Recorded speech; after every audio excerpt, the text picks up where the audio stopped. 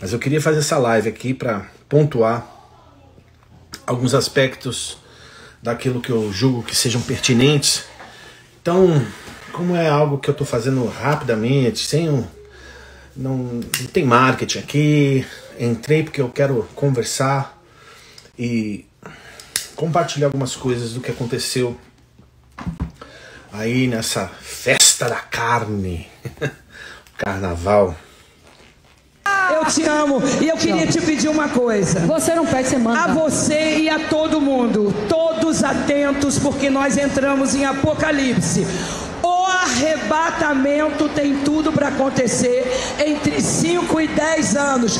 Então, procure o Senhor enquanto é possível achar. Então, sobre o ocorrido no dia de ontem, né? Sobre o debate, né? O suposto embate entre a Baby do Brasil e a Ivete Sangalo. E eu fui recebendo mensagens, né, no meu Instagram aqui, de pessoas comentando, de pessoas questionando, de pessoas reclamando. E eu abri, de curiosidade, uma caixinha no meu Instagram perguntando o que as pessoas achavam. E eu recebi, assim, um caminhão de comentários. Tantos que eu falei, gente, não consigo responder. Se eu responder um, todo mundo vai ficar zangado comigo. Mas eu vou fazer um vídeo mostrando todas as mensagens que eu recebi, páginas e páginas. Então, em primeiro lugar, eu quero confessar aqui o meu pecado, o meu erro em lançar um julgamento num primeiro momento, fruto da minha emoção, né? Que quando a gente ouve aquilo lá, então eu falei, cara. E eu parei para pensar com calma durante o dia inteiro, fiquei pesquisando, fiquei pensando sobre o tema enquanto eu estava trabalhando, e recebi uma mensagem de um, uma mensagem de outro.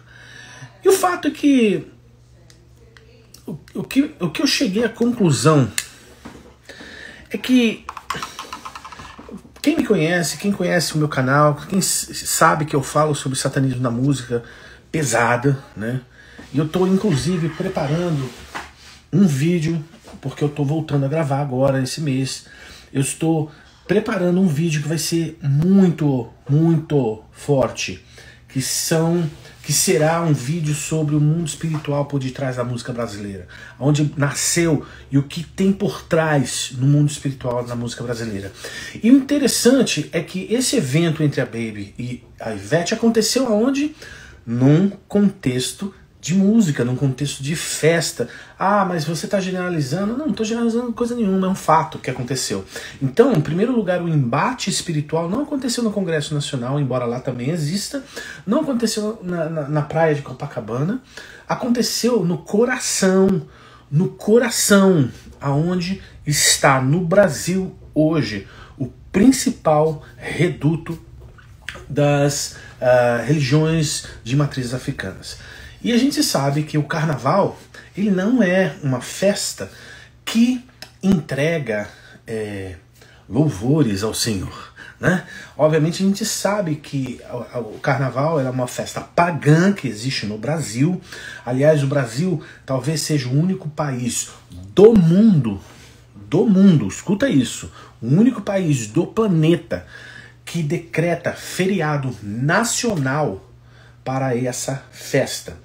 O que eu entendo que não seja somente uma festa, mas um culto religioso entregue às entidades por detrás das religiões de matrizes africanas. Tanto é que todas as vezes que você vê os desfiles da escola de samba, e vamos deixar de ser religioso e hipócrita aqui, eu vejo trechos sim, e principalmente as chamadas de sites de notícias, principalmente quando os sambas enredo dizem respeito à palavra de Deus e à Bíblia. E invariavelmente são sambas enredos que de uma certa forma contam uma história, mas em nenhum momento está entregando glória ao Senhor, em nenhum momento está entregando honra ao Senhor.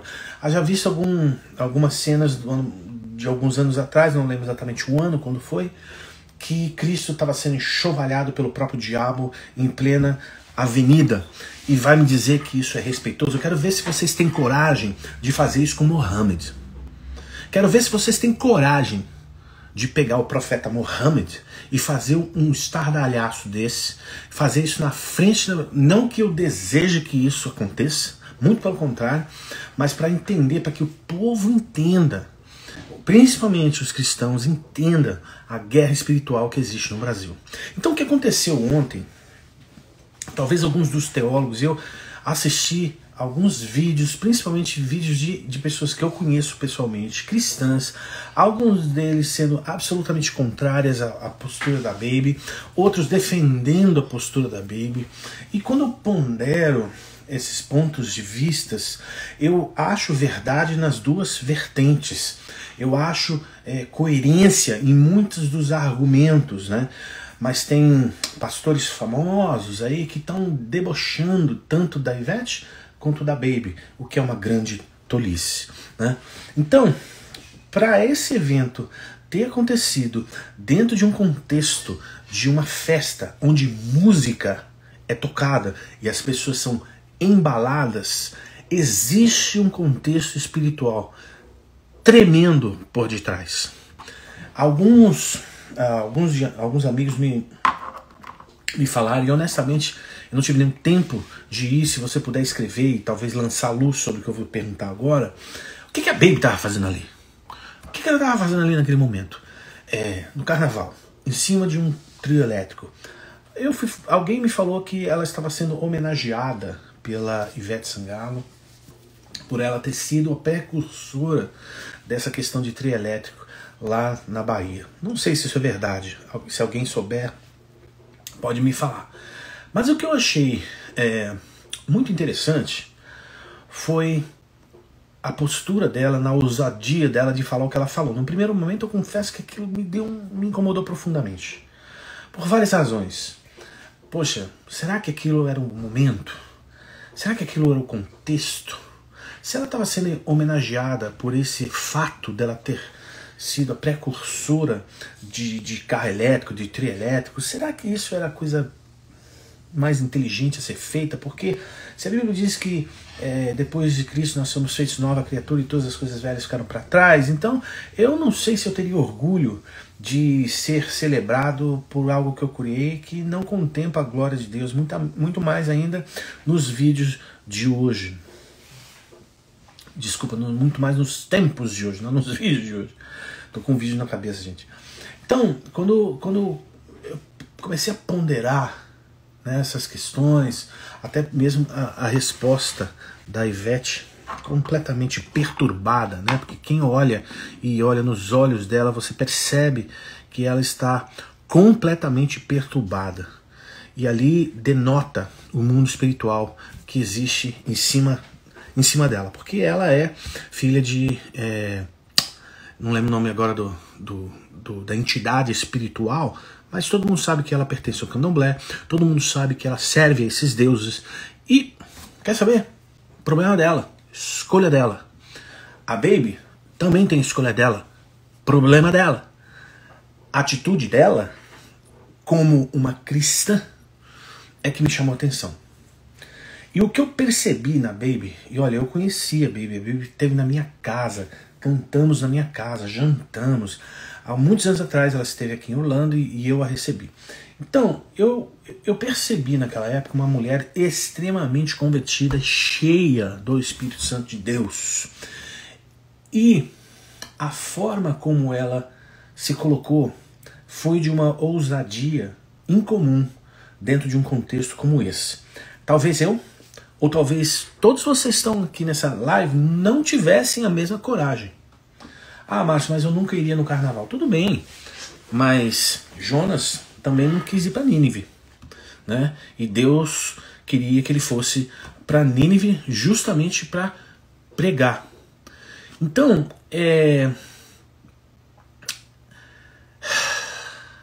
Jesus frequentava lugares e ele era conhecido como amigo dos pecadores, né? Mas nem por isso ele se contaminava, né, com as coisas do mundo. Então, assim, eu acho que Deus usou a Baby ali de uma maneira bastante incomum, que é fruto de quem ela é. A Baby não é uma pessoa comum, não é uma... Isso é meio óbvio, né? Não é uma pessoa que Deus usa da maneira comumente aceita dentro das igrejas. Ela é uma profeta que fala da parte de Deus, ela não tá nem aí, ela mete a boca no trombone e manda bala. Então assim, se ela foi lá para pregar o evangelho, e num primeiro momento eu confesso que eu falei, cara, que coisa mais, sei lá, sem nexo. Depois eu fiquei pensando numa coisa que até o Lamartine falou, e eu achei que ele foi muito pertinente no que ele falou. Em primeiro lugar, eu vou usar um princípio que eu percebi na série do Satanismo na Música, principalmente quando eu falei do Black Sabbath. Houveram muitas pessoas que se contrapuseram ao vídeo do Black Sabbath que eu fiz, principalmente porque eu mencionei que o... Desculpa, não foi o Black Sabbath, foi sobre o Aleister Crowley, que é o maior endemoniado que já existiu nesse planeta. E quando eu falei dele, eu falei do Ozzy Osbourne, que fez uma música, inclusive chamada Crowley, Mr. Crowley, que muitos, né, se levantaram para dizer que aquilo era uma grande zombaria do Ozzy, tirando um sarro da cara do Crowley. Mas o que aconteceu com aquela canção foi que muitas pessoas não conheciam quem era Crowley. Muitas pessoas nem sabiam quem era esse cara. E da boca de um homem conhecido como Príncipe das Trevas saiu uma zombaria. Não sairia um hino de louvor. Então saiu algo que era pertinente à pessoa dele dentro do contexto espiritual em que ele vive, que ele representa. Não é à toa que ele é apelidado de Príncipe das Trevas. Então muitas pessoas, eu posso garantir isso para você, ao redor do mundo, se valeram desse testemunho, dessa música do Ozzy Osbourne, para pesquisar quem era Aleister Crowley. Eu tenho uma biografia dele aqui em algum canto, e eu escrevi sobre ele no meu livro. Fiz um capítulo inteiro explicando quem foi o cara, o que ele fez e o porquê. Então, veja, o testemunho do Ozzy reverberou mundialmente. Porque pessoas que ouviam o cara falavam, opa, peraí, o que é esse Osbourne? O que é esse Crowley? Eu quero saber quem é esse cara. E quando eu estava hoje pensando, e depois eu ouvi o Lamartine, ele falou um negócio muito interessante, eu me lembrei desse lance do Ozzy, né? Eu lembrei, cara, olha só Deus fazendo exatamente o oposto, fazendo exatamente o contrário, mas o mesmo princípio que eu vejo, que é o seguinte: a Baby utilizou um termo específico no nosso vocabulário crentez, né? Arrebatamento. Arrebatamento tem tudo para acontecer entre 5 e 10 anos. Dentro de uma festa, dentro de um contexto pagão, dentro de uma festa diabólica, onde milhares estão ali se refestelando com aquele contexto, e imagina que aquela fala, aquela briga, aquela celeuma foi espalhada na internet, foi espalhada no Brasil inteiro de uma vez só. Então quem não sabia o que significa a palavra arrebatamento, teve a chance aqui agora de descobrir o que é arrebatamento. E não só isso, ela falou uma outra coisa muito interessante: busca o Senhor enquanto há tempo. Isso é uma palavra, isso é um versículo, ela falou um versículo ali. Procure o Senhor enquanto é possível achar. Buscar o Senhor enquanto existe tempo. Eu tenho certeza de que esse breve instante, nesse momento, ela lançou uma palavra no mundo espiritual, ela lançou uma palavra no coração de todos aqueles que estavam lá e de todos que vão assistir.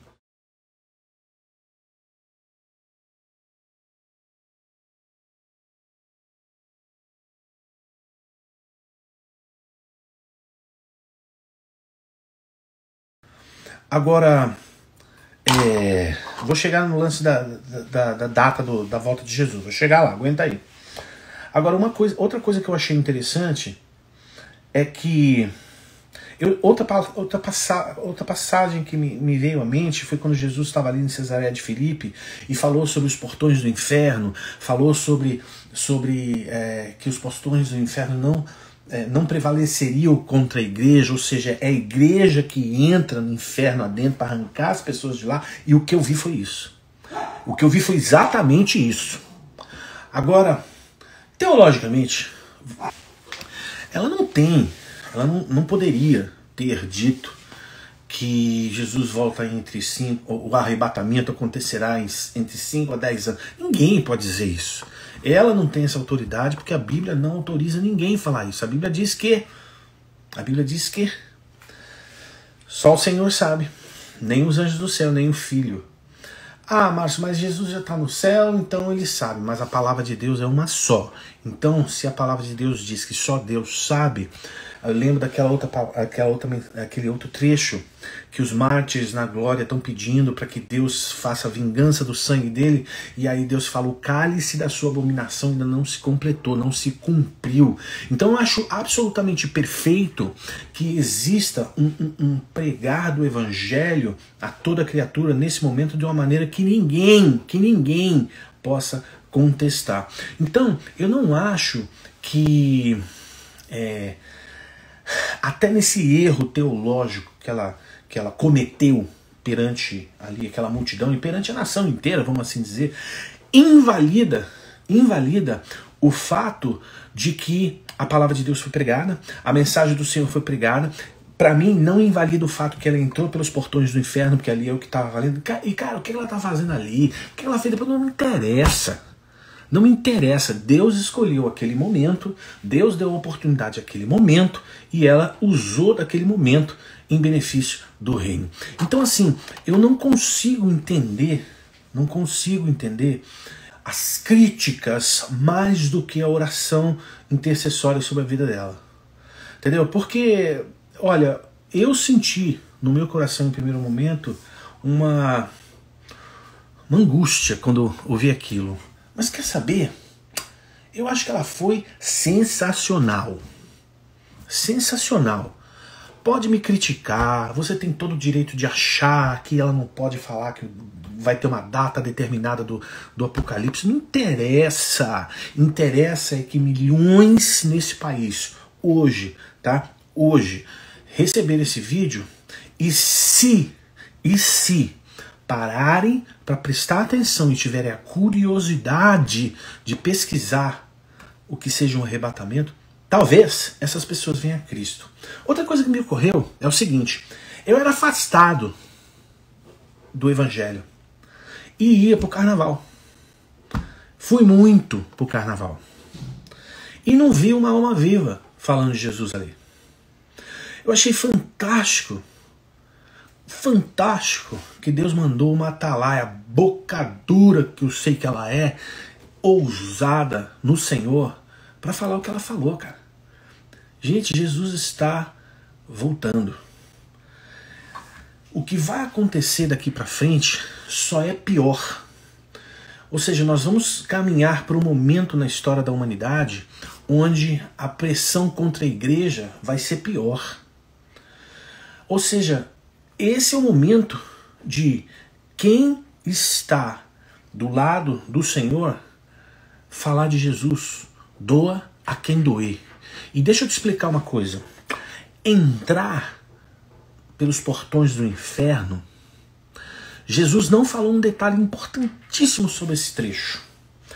A igreja vai prevalecer, certo?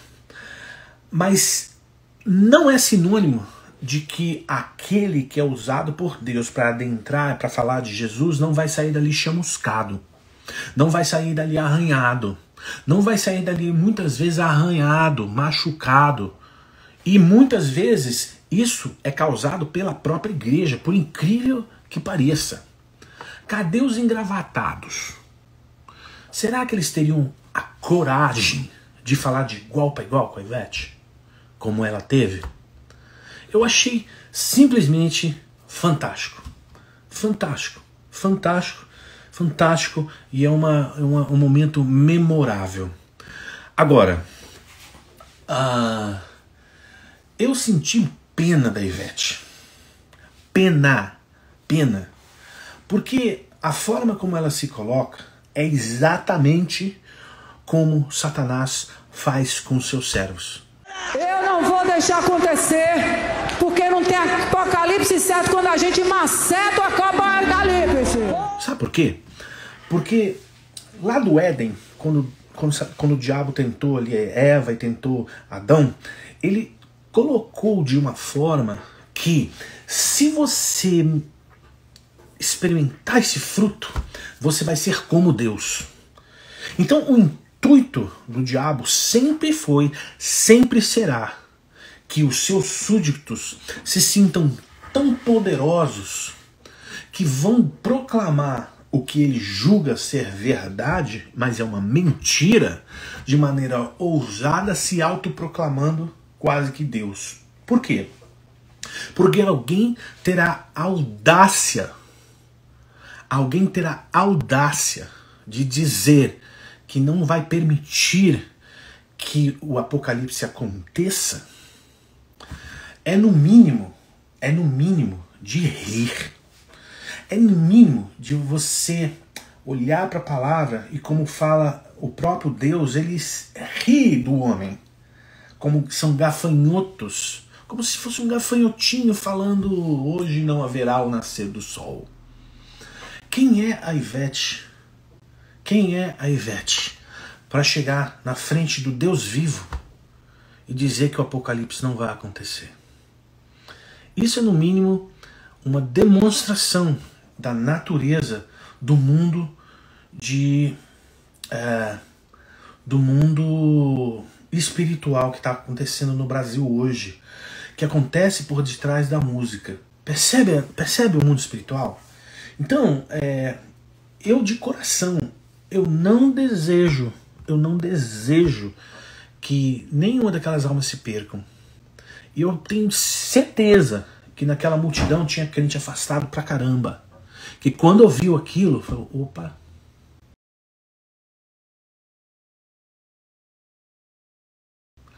buscar o Senhor enquanto pode achar. Arrebatamento às portas. Eu acho que tem muita gente nesse momento aqui que deve ter perdido a graça do carnaval. É a minha oração. Porque quando eu experimentei, cara, legal, tá, aquela bagunça, é uma festa da carne que para quem está ali é uma maravilha, mas as consequências vêm, os problemas oriundos da devassidão chegam, né? E eu tenho certeza de que macetar o Apocalipse é absolutamente contrário ao que nós lemos na própria Bíblia, que os prezados servidores dos orixás ou outras religiões das quais eu respeito, e principalmente você, Ivete Sangalo, porque haverá um momento onde você será julgada, haverá um momento onde as pessoas entrarão em juízo com Deus. Então, aqui no livro de Apocalipse, no capítulo 20, que você diz que não vai acontecer, está escrito, e nenhuma palavra e nenhuma coisa deixará de passar, todas acontecerão. Está escrito, Apocalipse 20, versículo 11, e vi um grande trono branco, e o que estava assentado sobre ele, de cuja presença fugiu a terra e o céu, e não se achou lugar para eles. E vi os mortos, grandes e pequenos, que estavam diante do trono, e abriram-se os livros. E abriu-se outro livro, que é o livro da vida. E os mortos foram julgados pelas coisas que estavam escritas nos livros, segundo as suas obras. E deu o mar os mortos que nele havia. E a morte e o inferno deram os mortos que neles havia, e foram julgados cada um segundo as suas obras. E a morte e o inferno foram lançados no lago de fogo. Esta é a segunda morte. E aquele que não foi achado escrito no livro da vida foi lançado no lago de fogo. Ou seja, não existe, no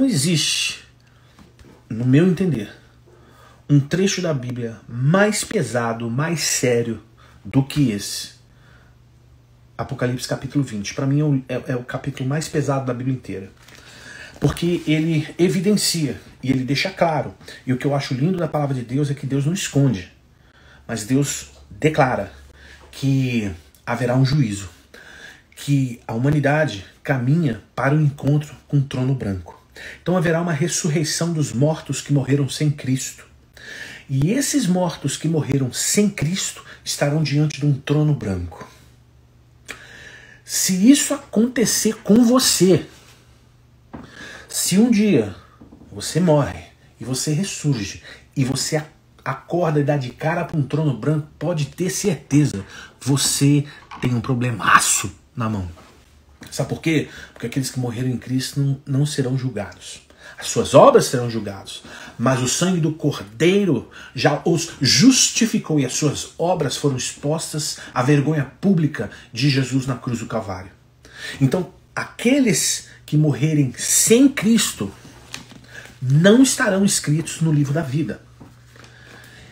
Aí eu quero ver você macetar. Aí eu quero ver se você tem a coragem de olhar nos olhos do Deus vivo e dizer que você não vai autorizar o apocalipse acontecer. Aí eu quero ver. Porque nessa hora não haverá lenço suficiente para enxugar suas lágrimas de arrependimento. Porque nessa hora não haverá desculpa alguma para você dizer: peraí, Jesus é Deus. Peraí, Jesus, eu quero o seu sangue. Peraí, acabou, já foi. Então sim, a palavra da Baby não voltará vazia.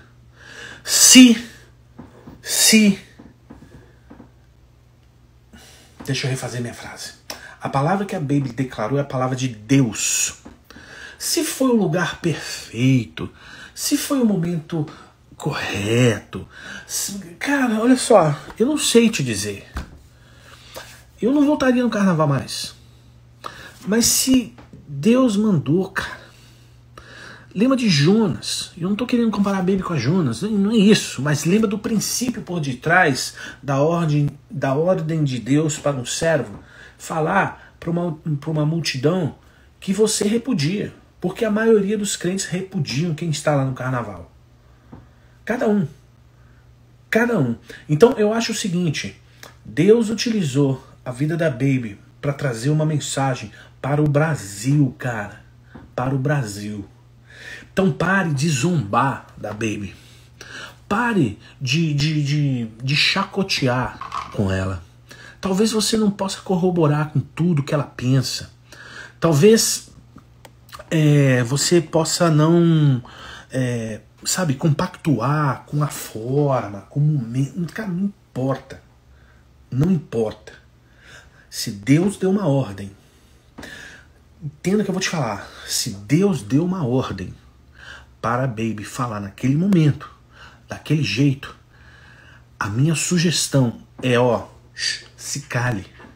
Ore por ela. Evita se levantar contra a palavra de Deus sendo dita. Mesmo que aos seus olhos seja dita com a mulher do cabelo roxo, mesmo que a palavra de Deus seja dita num momento que você nem sonhava, mesmo que a palavra de Deus seja dita de uma forma cuja reverberação de quem é pecador e está perdido no mundo seja de zombaria, porque eles vão estar fazendo exatamente aquilo que a gente se espera. Agora, vamos pensar, será que foi... será que aquilo vai produzir fruto? Porque a Bíblia diz que a palavra de Deus não volta vazia. E eu creio que haverão frutos. Eu creio que a gente ainda vai ouvir testemunhos aí no YouTube, né, nos canais aí mundo afora, de pessoas que ouviram aquela palavra e falaram: cara, quer saber? Naquele dia eu acho que eu despertei.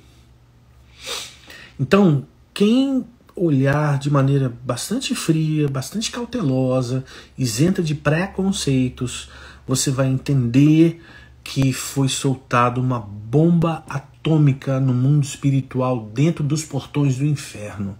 E eu tenho certeza que aquela mensagem vai ecoar no coração daqueles que estão perdidos, né? E eu sei, gente, que, olha, tem muito pastor que vai se levantar, vai descer a lenha. Eu peço perdão ao Senhor aqui diante de vocês, porque num primeiro momento eu confesso que eu me indignei com aquilo.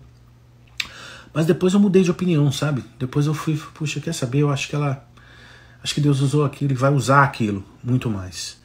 Então, eu acho que o que aconteceu hoje foi exatamente o que a Sabra Krishna está falando aí, né? Dos engravatados gospel, que não falam, que tem medo do perdido. E, sabe, eu tive uma experiência tão incrível no ano passado, quero compartilhar com vocês aqui agora. Foi a segunda vez que eu fui a Israel, né?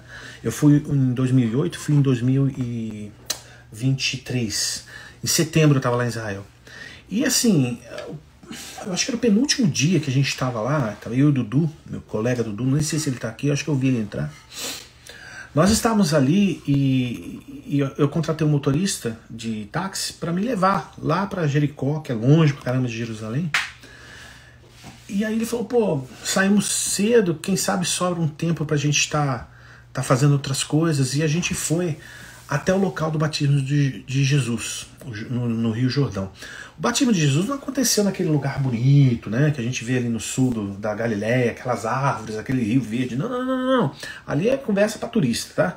O batismo de Jesus aconteceu pertinho do Mar Morto, que a água é barrenta, é horrível, e você não tem coragem de entrar na água de tão suja que ela é.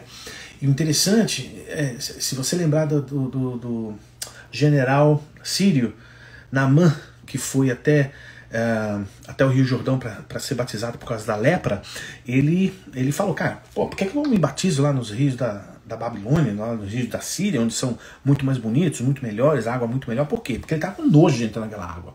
Mas foi ali que ele entrou, foi ali que ele curou, foi ali que a vida dele se transformou, porque ele estava destinado à morte eterna. E aí eu estava pensando sobre isso hoje, eu falei, caramba, olha que loucura. E o ensinamento, por que eu estou dizendo isso, né? Esse momento no Novo Testamento, caramba, não era para pregar hoje não, mas parece que estou enveredando aqui. Então, alguém está com sono aí, fala aí, pelo amor de Deus, que eu paro de falar. Senão eu termino a live aqui, não tem problema não. Mas esse momento da história da Bíblia, quando você lê, a Bíblia oculta um aspecto muito importante. Porque só você cavucando aí para você pegar o que eu vou te falar.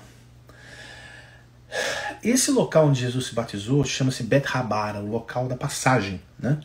Por quê? Porque ali foi o local onde o povo de Israel entrou na Terra Prometida com Josué. Ali diz que a Arca da Aliança, essa aqui é a arca que está quebrada. Peraí que eu vou pegar um tarquinho aqui que tá bonitinho.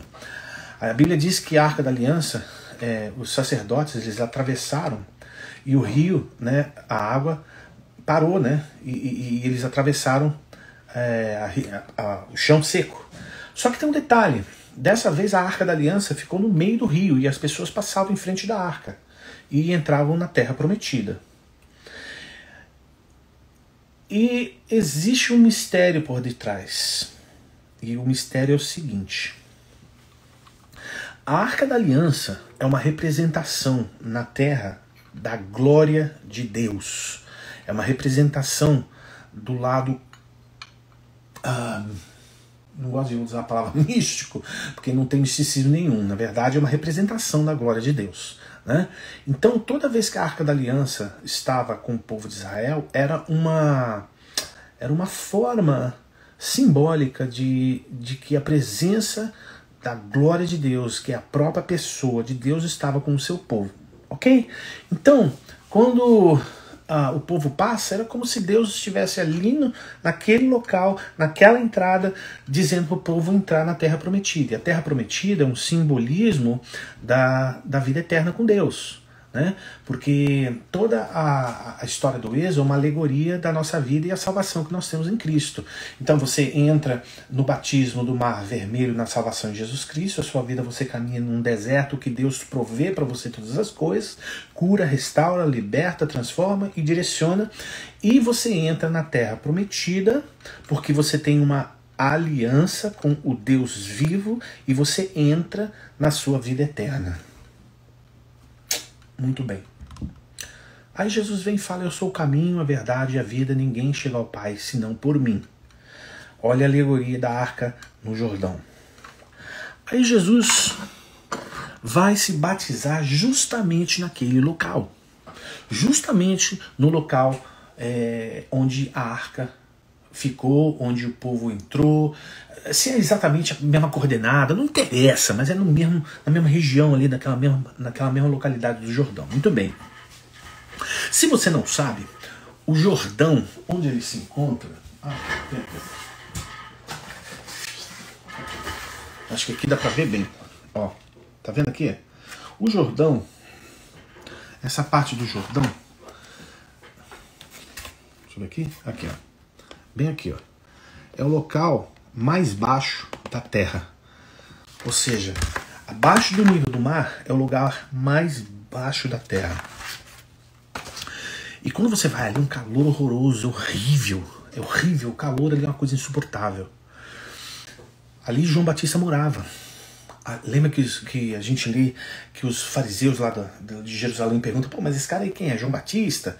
Por quê? Porque João Batista morava ali. Ele perguntou, mas esse cara é Elias? Por quê? Porque Elias ascendeu aos céus dali. Então é um lugar extremamente importante na Bíblia, extremamente profético, extremamente crucial para a gente entender o que eu vou falar para você agora.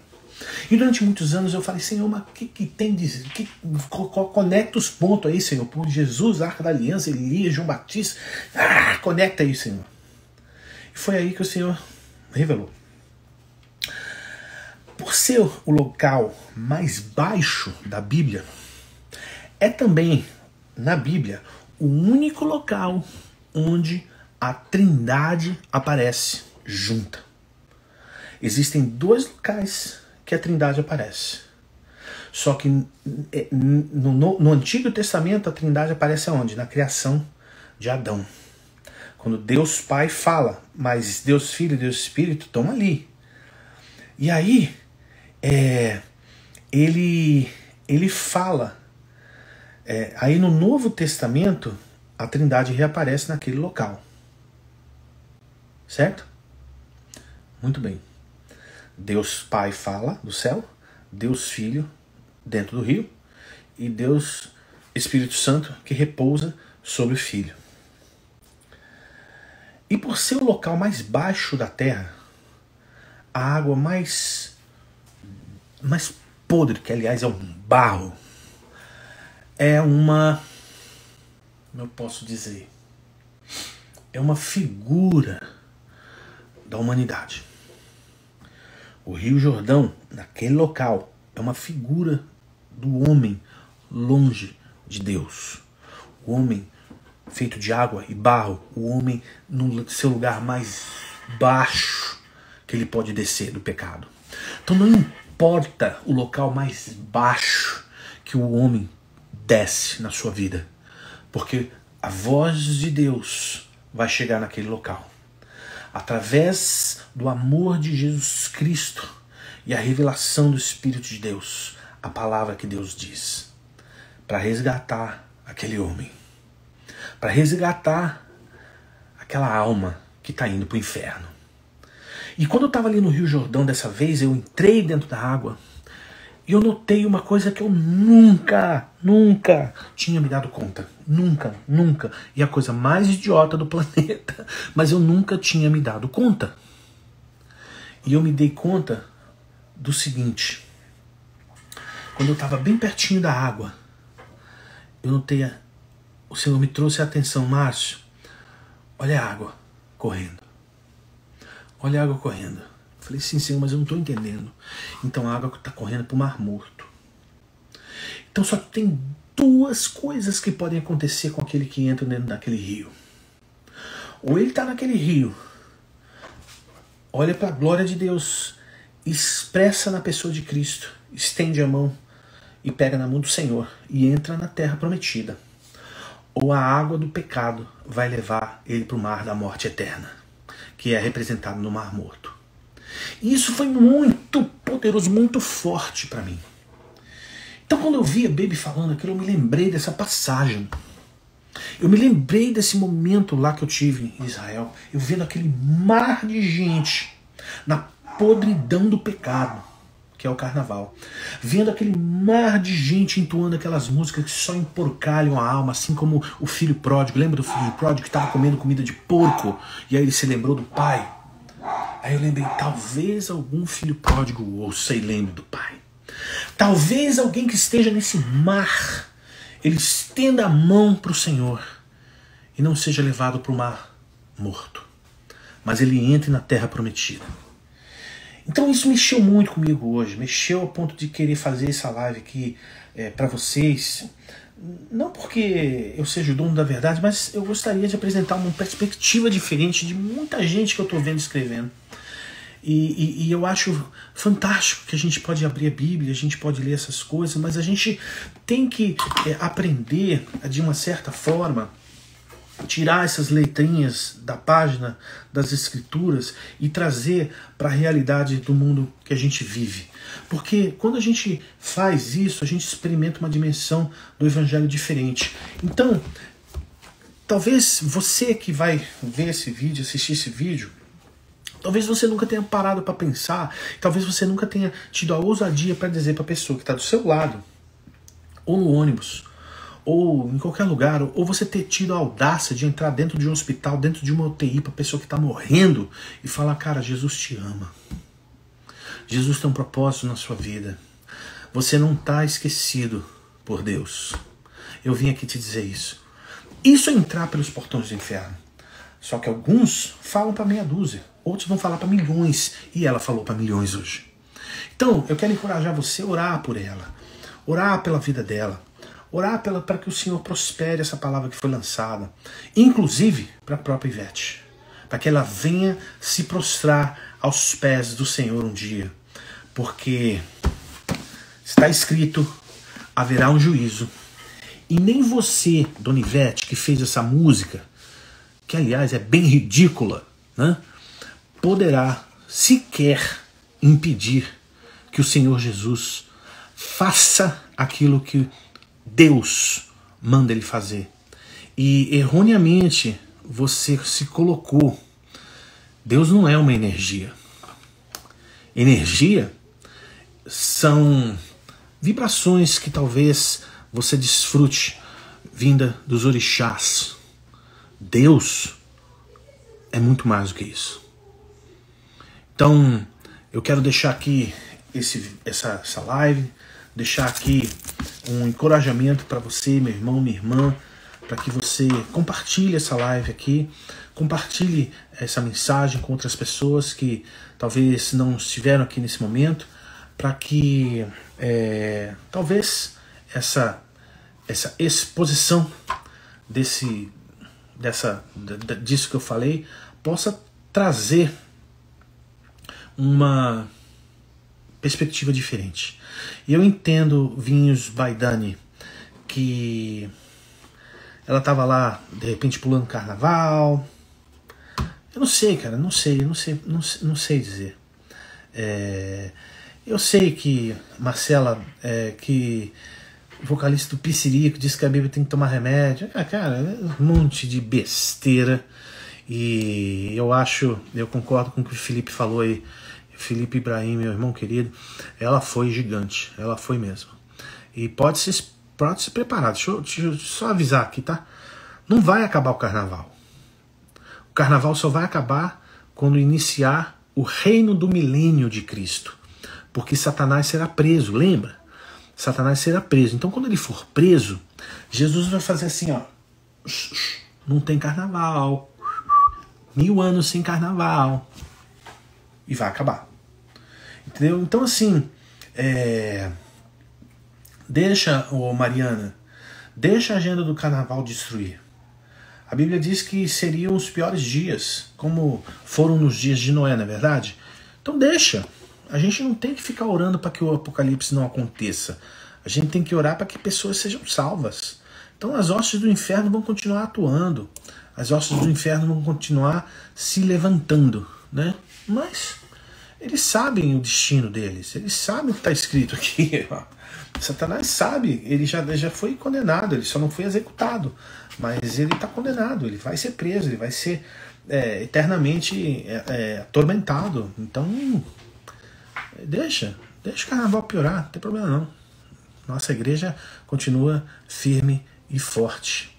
Então, espero que tenha edificado sua vida esse momento juntos aqui. Sei que já é tarde aí no Brasil, a galera tem que trabalhar. Ah, não é carnaval, aí vocês estão de folga, né, cara?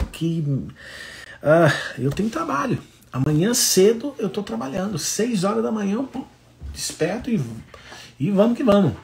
Entendeu? Então, eu espero que essa live aí tenha falado alguma coisa aí. Ó, Esther, lembrando do livro da Esther, né? Quem sabe não foi para esse momento que você foi separado. É isso aí. É isso aí. Eu acho que a Baby... aliás, eu falo da Baby no meu livro. Eu falo da Baby no meu livro, justamente no contexto sobre o ocultismo, né? Teve uma explosão no carro da Ivete e ela falou sobre isso. Deus permite, né? Espero que ela não tenha se machucado, que ninguém tenha se machucado. Mas não gosto de ficar espiritualizando isso. Ó, Deus está mandando seus anjos explodir o carro dela. Não. Pode ter sido uma falha técnica, né, que causou isso. E é isso aí, gente. Eu vou agora me despedir de vocês e agradecer. Quero que vocês estejam orando por mim. E é isso aí, Alan. A gente tem que ver o resultado espiritual. Tenha muita certeza. Haverá escárnio. Deixa ter escárnio, cara. Teve escárnio na cruz. Teve escárnio depois da cruz. Então, vambora. Deixa rolar, cara. Deixa o inferno escarnecer. Contanto que a gente não ande com os escarnecedores, nem se assente na roda deles. Não tá tudo certo. Deixa eu ver aqui.